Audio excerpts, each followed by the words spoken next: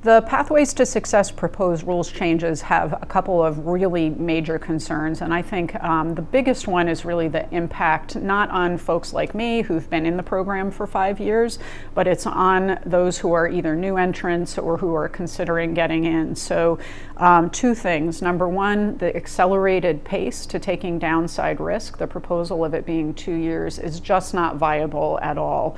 Having gone through being in the program, and actually I was part of the demonstration project 10, 15 years ago that was the precursor.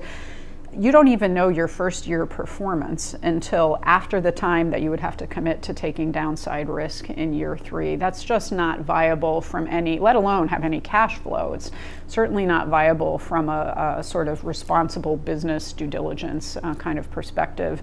And then the second is the attractiveness of coming in, the gain sharing proportion being reduced from 50 to 25%.